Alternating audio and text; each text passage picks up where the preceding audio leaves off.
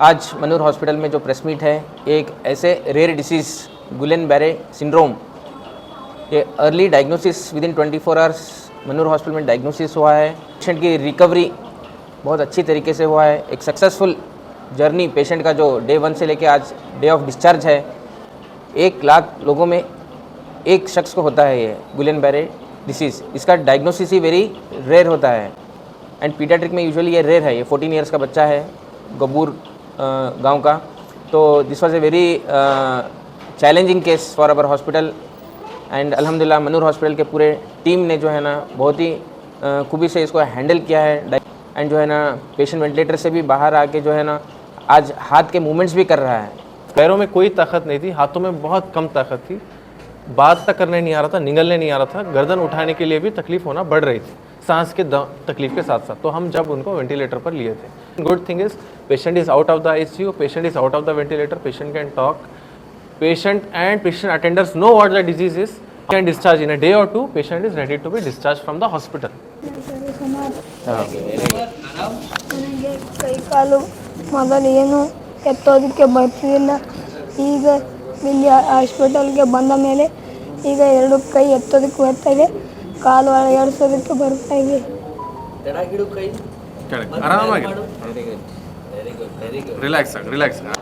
अस्सलाम वालेकुम, नमस्कार। आज मनूर हॉस्पिटल में जो प्रेस मीट है, एक ऐसे रेयर डिसीज़ गुलेन-बैरे सिंड्रोम, ये early diagnosis with in 24 hours Manur hospital में डायग्नोसिस हुआ है एंड पेशेंट की रिकवरी बहुत अच्छी तरीके से हुआ है। एक सक्सेसफुल जर्नी पेशेंट का जो डे 1 से लेके आज डे ऑफ डिस्चार्ज है, उसकी ये कहानी है। 1 लाख लोगों में एक शख्स को होता है ये गुलेन-बैरे डिसीज़। इसका डायग्नोसिस ही वेरी रेयर होता है, क्योंकि ये टेस्ट कर दिया तो पता चल गया, ऐसा नहीं रहता है। ये इसमें मेजर 70 to 80% क्लिनिकल डायग्नोसिस रहता है, मतलब कि डॉक्टर को चेक करना होता है। जैसे पहले बताते थे कि नाड़ी पकड़कर देखने से पता चलता है, तो उस तरीके का ये डिसीज़ है कि you have to do a clinical diagnosis, कि पेशेंट को जो है ना क्या सिम्टम्स आ रहे हैं, क्या साइंस हैं, you have to identify and you have to predict your diagnosis. तो 70% पेशेंट्स में क्लिनिकल डायग्नोसिस से ही जो है पता चलता है। उसके बाद एक CSF एनालिसिस होता है, फिर एक नर्व कंडक्शन स्टडी होता है, उसके बाद जाकर पता चलता है कि हाँ ये गुलेन-बैरे डिसीज़ है। क्योंकि ये ज़्यादातर कॉमन नहीं है, तो जो है ना इसका डायग्नोसिस भी इतना ईजीली नहीं होता है। एंड इसमें बेसिकली गुलेन-बैरे सिंड्रोम में पैरालिसिस हो जाता है, दोनों पैर दोनों हाथ वर्क नहीं करते हैं, रेस्पिरेटरी मसल्स भी जो है ना पैरालाइज होकर जो है ना पेशेंट वेंटिलेटर पर जाता है। तो जब पैरालिसिस होता है तो लोगों को लगता है कि क्या बच्चा गिरा था, क्या कोई मारे थे। एंड पीडियाट्रिक में यूजुअली ये रेयर है। ये 14 ईयर्स का बच्चा है, गबूर गांव का।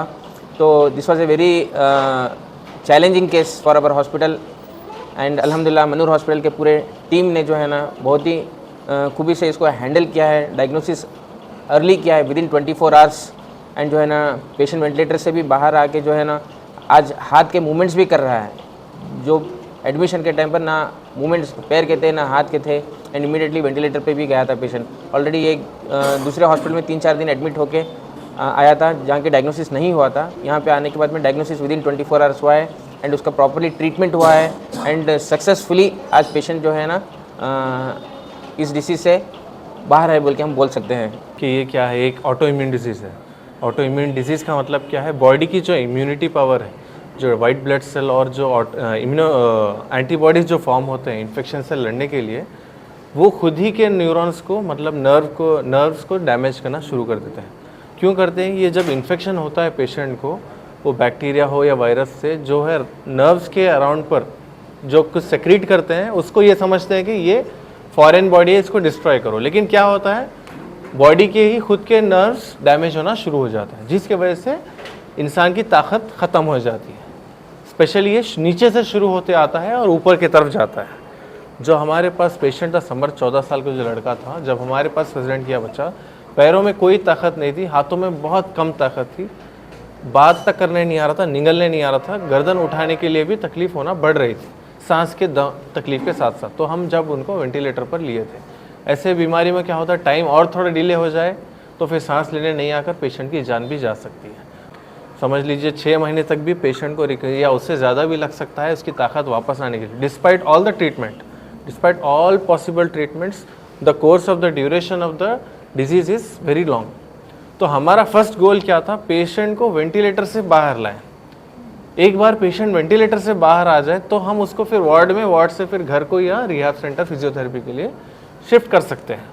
उससे क्या है, पेशेंट का रिस्क बहुत कम हो जाता है। फर्स्ट वीक हमारे लिए बहुत चैलेंजिंग था, जब पेशेंट के पास कुछ भी पावर नहीं था, उंगली हिलाने की ताकत, despite the medication. 5 days 1 week के बाद ग्रेजुअली इंप्रूवमेंट आना शुरू हुआ। तो अब हमें लगा जब 1 वीक तक हम मुंह में पाइप रखकर वेंटिलेटर पर रखते हैं, उससे ज़्यादा रखने से क्या होता है, यहाँ पर प्रॉब्लम होना शुरू हो जाता है। जो विंड पाइप है वहाँ पर सिकुड़ना शुरू हो जाता है। इसीलिए हम क्या करते हैं, ये ट्रेकियोस्टोमी प्रोसीजर करते हैं। ट्रेकियोस्टोमी हम ज़्यादा टाइम तक वेंटिलेटर पर पेशेंट रख सकते हैं।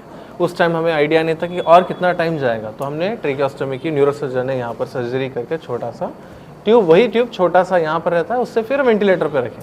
आहिस्ता आहिस्ता करते करते जैसा जैसा ब्रीदिंग में प्रॉब्लम कम हो गया, वेंटिलेटर पावर हमने कम किया, तो पेशेंट सांस लेने की जैसे उसका कुव्वत बढ़ती गई, हम उसको वेंटिलेटर से बाहर ले गए। अभी हमने उसको मेटालिक ट्यूब डालकर बंद कर दिया। पेशेंट बात कर सक रहा है, हाथ हिला सक रहा है, पैरों की अभी ताकत अभी कम है, हाथों में भी अभी और एक 30-40% इंप्रूवमेंट आना बाकी है। इसको और टाइम लगेगा, लेकिन good thing is patient is out of the ICU, patient is out of the ventilator, patient can talk, patient and patient attenders know what the disease is, how much duration it will take, so the mental burden what they have, that they have some relief to some extent. We can discharge in a day or two. Patient is ready to be discharged from the hospital. ಎಲ್ಲರಿಗೂ ನಮಸ್ಕಾರ. ಇವತ್ತಿನ ಸಭೆ ಒಂದು ತುಂಬ rare disease ಆದಂಥ ಗುಲಿಯನ್ ಬಾರಿ syndrome ಬಗ್ಗೆ ಇದೆ. ಈ ಒಂದು ಕಾಯಿಲೆ ಚಿಕ್ಕ ಮಕ್ಕಳಲ್ಲಿ ಅಂದರೆ 20 ವರ್ಷಕ್ಕಿಂತ ಕೆಳಗಡೆ ಇರೋ ಜನರಲ್ಲಿ ಎಲ್ಲೋ ವರ್ಷಕ್ಕೆ 1 ರಿಂದ 2 ಪೇಷಂಟಲ್ಲಿ ಮಾತ್ರ ಕಂಡು ಬಂದಿರುತ್ತೆ. ಹೇಗೆ ವಯಸ್ಸಾದಂಗೆ ಆವಾಗ 8 ರಿಂದ 10 ಜನರಲ್ಲಿ ಯೂಸಲಾಗಿ ಕಂಡು ಬರುತ್ತೆ. ನಮ್ಮ ಪೇಷಂಟ್ ಹೆಸರು ಸಮರ್ಥ್ ಅಂತ, ಇವನು ಗೊಬ್ಬೂರಿನಿಂದ ಬಂದವನು. ಇವನಿಗೆ ಮೊದಲು ದಿನ ನಮ್ಮ ಹಾಸ್ಪಿಟಲ್ ಬರೋಕ್ಕಿಂತ ಮುಂಚೆ ಬೇರೆ ಹಾಸ್ಪಿಟಲ್ನಲ್ಲಿ ಅಡ್ಮಿಟ್ ಆಗಿ ಅಲ್ಲಿ ಅವ್ರದ್ದೇ ಆದಂಥ ಟ್ರೀಟ್ಮೆಂಟನ್ನು ಅವರು ಅಳವಡಿಸಿಕೊಂಡಿದ್ರು. ಆಮೇಲೆ ನಮ್ಮ ಹತ್ರ ಬಂದಾಗ ಪೇಷಂಟಿಗೆ ಕಾಲು ಏನು ಮೂಮೆಂಟ್ಸ್ ಇರಲಿಲ್ಲ, ಅದಾದಮೇಲೆ ಕೈಗಳು ಕೂಡ ಏನು ಎದ್ದೇಳ್ತಾ ಇರಲಿಲ್ಲ. ಅದಾದ ತಕ್ಷಣ ನೆಕ್ಸ್ಟ್ ವಿತಿನ್ 8 to 10 ಅವರ್ಸಲ್ಲಿ ಅವನಿಗೆ ಉಸಿರಾಟಕ್ಕೆ ಕಷ್ಟ ಆಗುತ್ತೆ. ಈ ಕಾಯಿಲೆಯಲ್ಲಿ ಮನುಷ್ಯನಿಗೆ ಕಾಲು ಆಮೇಲೆ ಕೈಗಳು ಆಮೇಲೆ ಉಸಿರಾಟಕ್ಕೆ ಕಷ್ಟ ಆಗಿದ ಮೇಲೆ ಇಲ್ಲಿ ಮನುಷ್ಯನಿಗೆ ತಿಳುವಳಿಕೆ ಎಲ್ಲವೂ ಇರುತ್ತೆ, ನಾವು ಹೇಳಿದ ಪ್ರತಿಯೊಂದು ಮಾತು ಅವನಿಗೆ ಅರ್ಥ ಆಗ್ತಾ ಇರುತ್ತೆ, ನೋವು ಎಲ್ಲವೂ ಕೂಡ ಗೊತ್ತಾಗುತ್ತೆ, ಆದರೆ ಅವನಿಗೆ ಕೈಕಾಲುಗಳನ್ನೆಲ್ಲ ಅಲ್ಲಾಡ್ಸೋಕ್ಕೆ ಆಗೋದಿಲ್ಲ. ಈ ಥರ ಆದಾಗ ಅವನಿಗೆ ಉಸಿರಾಟಕ್ಕೆ ಕಷ್ಟ ಆದಾಗ ನಾವು ಅವನಿಗೆ ಬಾಯಲ್ಲಿ ಟ್ಯೂಬ್ ಹಾಕಿಬಿಟ್ಟು ಅವನಿಗೆ ವೆಂಟಿಲೇಟರ್ಗೆ ಕನೆಕ್ಟ್ ಮಾಡಿದ್ವಿ. ಈ ಒಂದು ಕಾಯಿಲೆಯನ್ನು ನಾವು ಅದನ್ನು ಸಾಬೀತುಪಡಿಸೋಕ್ಕೆ ನಾವು ನೆಕ್ಸ್ಟು ಲಂಬಾರ್ ಪಂಕ್ಚರ್ ಅಥವಾ CSF ಅನಾಲಿಸಿಸನ್ನು ಮಾಡಿ ಆಮೇಲೆ ನರ್ವ್ ಕಂಡಕ್ಷನ್ ಸ್ಟಡಿಯನ್ನು ಮಾಡಿಬಿಟ್ಟು ಈ ಕಾಯಿಲೆಯನ್ನು ನಾವು ಖಚಿತಪಡಿಸಿದ್ದೇವೆ. ಖಚಿತ ಆದ ತಕ್ಷಣ ವಿತಿನ್ 24 ಅವರ್ಸಲ್ಲಿ ಕಾಯಿಲೆಯನ್ನು ನಾವು ಡಯಾಗ್ನೋಸಿಸ್ ಮಾಡಿ ಅದನ್ನು ಟ್ರೀಟ್ಮೆಂಟನ್ನು ಶುರು ಮಾಡಿದ ಮೇಲೆ ಇದಕ್ಕೆ ಟ್ರೀಟ್ಮೆಂಟ್ ಇರೋದು 2 ದಾರಿ. ಒಂದು IVIG ಅಂತ, ಅದನ್ನು ಇಮ್ಯುನೋಗ್ಲೋಬುಲಿನ್ ಅಂತ ಕರೀತಾರೆ, ಇನ್ನೊಂದು ಪ್ಲಾಸ್ಮಾಫೆರೆಸಿಸ್ ಅಂತ. ಈ ಪೇಷಂಟ್ಗೆ ನಾವು ಅವನ ತೂಕಕ್ಕೆ ಅನುಸಾರವಾಗಿ ನಾವು ಇಮ್ಯುನೋಗ್ಲೋಬುಲಿನ್ ಇಂಜೆಕ್ಷನ್ನ 5 ದಿನ ಒಳಗಡೆ ಕಾಲ ನಾವು ಕೊಟ್ಟಿದ್ದೀವಿ. ಇಂಜೆಕ್ಷನ್ ಕೊಟ್ಟ ನಂತರ ನೆಕ್ಸ್ಟು 3 ರಿಂದ 5 ದಿನ ಆದಮೇಲೆ ಅವನ ಕೈಯಲ್ಲಿ ಮೂಮೆಂಟ್ ಮಾಡೋಕ್ಕೆ ಶುರು ಮಾಡಿದ್ದಾನೆ. ಅದಾದಮೇಲೆ ಕಾಲಲ್ಲೂ ಕೂಡ ಮೂಮೆಂಟ್ ಮಾಡೋಕ್ಕೆ ಶುರು ಮಾಡಿದ್ದಾನೆ. ಕ್ರಮೇಣ ತುಂಬ ದಿವಸದವರೆಗೆ ಅವನು ವೆಂಟಿಲೇಟರ್ನಲ್ಲಿ ಇರುವಂಥ ಪ್ರಸಂಗ ಇದ್ದ ಸಲುವಾಗಿ ನಾವು ಬಾಯಿಂದ ಟ್ಯೂಬನ್ನು ತೆಗೆದು ಕುತ್ತಿಗೆ ಹತ್ರ ಚಿಕ್ಕ ಆಪ್ರೇಷನ್ ಮಾಡಿಬಿಟ್ಟು ಅವನಿಗೆ ಅದನ್ನು ನಾವು ಟ್ರೆಕೋಸ್ಟಮಿ ಅಂತ ಕರಿತೀವಿ. ಕ್ರಮೇಣ ಅವನು ಸತತವಾಗಿ 15 ದಿನವರೆಗೆ ಅವನು ವೆಂಟಿಲೇಟರ್ ಮೇಲೆ ಇದ್ದಿದ್ದಾನೆ. 15 ದಿನ ಆದ ತಕ್ಷಣ ಯಾವಾಗ ಅವನಿಗೆ ಉಸಿರಾಟದ ಶಕ್ತಿ ಬಂದಿರುತ್ತೆ ಅಂಥ ಸಮಯದಲ್ಲಿ ವೆಂಟಿಲೇಟರಿಂದ ಅವನನ್ನು ನಾವು ಡಿಸ್ಕನೆಕ್ಟ್ ಮಾಡಿಬಿಟ್ಟು ರೆಗ್ಯುಲರ್ ಫಿಸಿಯೋಥೆರಪಿ ಮತ್ತು ಎಕ್ಸಸೈಸಸ್ ಎಲ್ಲ ಬ್ರೀತಿಂಗ್ ಎಕ್ಸಸೈಸನ್ನು ಮಾಡ್ಕೊಂಡ್ಬಿಟ್ಟು ಅವನನ್ನು ನಾವು ICUನಿಂದ ಶಿಫ್ಟ್ ಮಾಡಿದ್ವಿ. ಈ ಒಂದು ಕಾಯಿಲೆ ತುಂಬ ಕಡೆ ಎಲ್ಲ ಈ ಥರ ಅಪರೂಪದ ಕಾಯಿಲೆ ಬಂದಾಗ ಅದನ್ನು ಯೂಶಲಾಗಿ ಹೈಯರ್ ಸೆಂಟರ್ ಅಂದರೆ ಬೆಂಗಳೂರು, ಹೈದರಾಬಾದ್, ಸೊಲಪುರ ಅಂತ ನಾನಾ ಕಡೆ ಅದನ್ನು ರೆಫರ್ ಮಾಡ್ತಾರೆ. ಆದರೆ ನಮ್ಮ ಹಾಸ್ಪಿಟಲ್ನಲ್ಲಿ ಎಲ್ಲ ವೈದ್ಯರ ತಂಡದಿಂದ ವಿತಿನ್ 24 ಅವರ್ಸ್ ಅದನ್ನು ಡಯಾಗ್ನೋಸಿಸ್ ಮಾಡಿ ಅದನ್ನು ಇಂಜೆಕ್ಷನ್ಸ್ ಎಲ್ಲ ಕೊಟ್ಬಿಟ್ಟು ಇವಾಗ ಆ ಪೇಷಂಟ್ 14 ವರ್ಷ ಯುವಕ ಇಂಥ ಚಿಕ್ಕ ವಯಸ್ಸಲ್ಲಿ ಕಾಯಿಲೆ ಬಂದಾಗ ಅದನ್ನೆಲ್ಲ ಸರಿಪಡಿಸ್ಬಿಟ್ಟು ಅವನು ಮುಂದಿನ ಜೀವನಕ್ಕೆ ಆಗುವಂಥ ಎಲ್ಲವೂ ಆಸೆಗಳನ್ನು ಪೂರೈಸ್ಕೊಳ್ಳೋ ಥರ ಅದನ್ನು ಟ್ರೀಟ್ಮೆಂಟ್ ಮಾಡಿಬಿಟ್ಟು ಮುಂದುವರಿಸಿದ್ವಿ. ಇವಾಗ ನೆಕ್ಸ್ಟ್ ವಿತಿನ್ ಈ ಥರ ಕಾಯಿಲೆಯಲ್ಲಿ ತುಂಬ ಜನ 3 ರಿಂದ 6 ತಿಂಗಳಲ್ಲಿ ಗುಣ ಆಗ್ತಾ ಹೋಗ್ತಾರೆ, ನಡೆಯೋಕ್ಕೆ ಶುರು ಮಾಡ್ತಾರೆ. ಒಂದು 5 ರಿಂದ 10% ಜನ ಯೂಶಲಾಗಿ ವರ್ಷದಲ್ಲಿ ನಡೆಯೋಕ್ಕೆ ಶುರು ಮಾಡ್ತಾರೆ. ಸೊ ಈ ಪೇಷಂಟಲ್ಲಿ ನೆಕ್ಸ್ಟ್ ಏನಾದರೂ ನಾವು 2 to 3 ಮಂತ್ಸಲ್ಲಿ ಒಳ್ಳೆ ಫಿಸಿಯೋಥೆರಪಿ, ಸ್ಪೈರೋಮೆಟ್ರಿ ಥರ ಮಾಡ್ತಾ ಹೋದರೆ ನೆಕ್ಸ್ಟ್ 2 ರಿಂದ 3 ತಿಂಗಳಲ್ಲಿ ಅವನು ನಡೆದಾಡೋಕ್ಕೆ ಶುರು ಮಾಡ್ತಾರೆ. ಸೊ ಈ ಒಂದೆಲ್ಲ ಟ್ರೀಟ್ಮೆಂಟಿಗೆ ನಮಗೆ ಪಾಸಿಟಿವ್ ಆಗಿ ನಮಗೆ ಪೂರೈಕೆ ಮಾಡೋಂಥ ಮತ್ತು ಸಪೋರ್ಟ್ ಮಾಡಿರೋಂಥ ಫಾರೂಕ್ ಸರ್ಗೆ ಮತ್ತು ನಮ್ಮ ಎಲ್ಲ ಐ ಸಿ ಟೀಮ್ಗೆ ನಾನು ಅಭಿನಂದನೆಗಳನ್ನು ನಾನು ಸಲ್ಲಿಸ್ತಾ ಇದ್ದೇನೆ. ಮತ್ತು Myself Dr. Satish, I did MBBS, MD and DRMD in critical care medicine. आपको ये क्रिटिकल केयर मेडिसिन मतलब ये आईसीयू में पेशेंट जब आया था तब उनको हाथ पैर में कुछ नहीं चल रहा था, उनका पावर नहीं था. उसके बाद उनको सांस लेने में दिक्कत हो रहा था तो फिर हम लोग ने वेंटिलेटर में डाल दिया उनको. वेंटिलेटर में डालने के बाद जो वेंटिलेटर का जो डालने के बाद उनको ऐसा लंग्स में इन्फेक्शन होने का चांसेस ज़्यादा रहता है और जो कैथेटर वगैरह डालते हैं उनका यूरिन का इन्फेक्शन वगैरह होने का चांसेस ज़्यादा रहता है. तो फिर हम लोग एक प्रोटोकॉल के हिसाब से उनको ट्रीटमेंट दिया है उसमें, और जो भी इन्फेक्शन वगैरह होने के लिए चांसेस नहीं हुआ उनको. और जब भी पेशेंट कुछ मुंह नहीं हो रहा था, ऐसा कुछ नहीं हो रहा है तो उनको पौष्टिक आहार देना पड़ता है. वो हम लोग ने उनको अच्छे से उनका न्यूट्रिशन वगैरह मेंटेन किया है.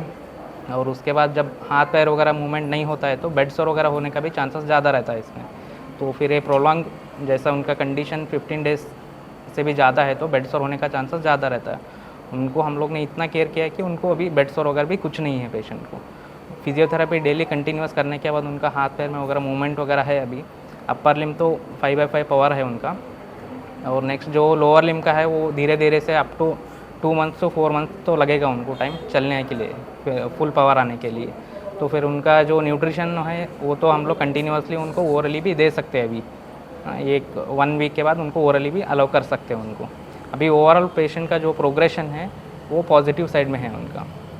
जो ये सब डायग्नोसिस वगैरह डॉक्टर फारूक सर और डॉक्टर श्रीकांत सर जैसा बताया उनको, जो डायग्नोसिस और जो ट्रीटमेंट हुआ है उनका विदिन 24 आवर्स में स्टार्ट किया है तो इनका प्रोग्रेशन थोड़ा सा फास्टर होता है.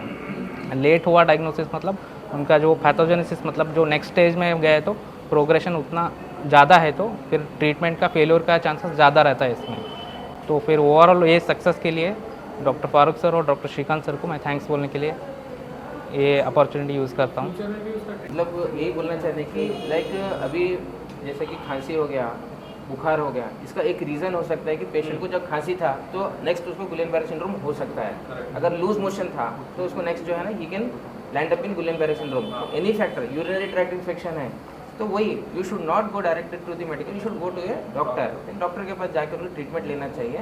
उससे जो है ना कंट्रोल में आके नेक्स्ट फ्यूचर में जो भी डिजीज़ वगैरह आएंगे तो वो उसको रोक सकते हैं. जैसा गाड़ी ख़राब हुई तो जैसे गैरेज में जाते हैं तो वैसे ही जो है ना इंसान को जब तकलीफ होती है तो जो है ना प्रॉपर जो है ना उसकी जगह डॉक्टर के पास आके दिखाना है, ना कि कोई मेडिकल है ना ही कोई नॉन मेडिकल प्रोफेशनल के पास नहीं जाना चाहिए.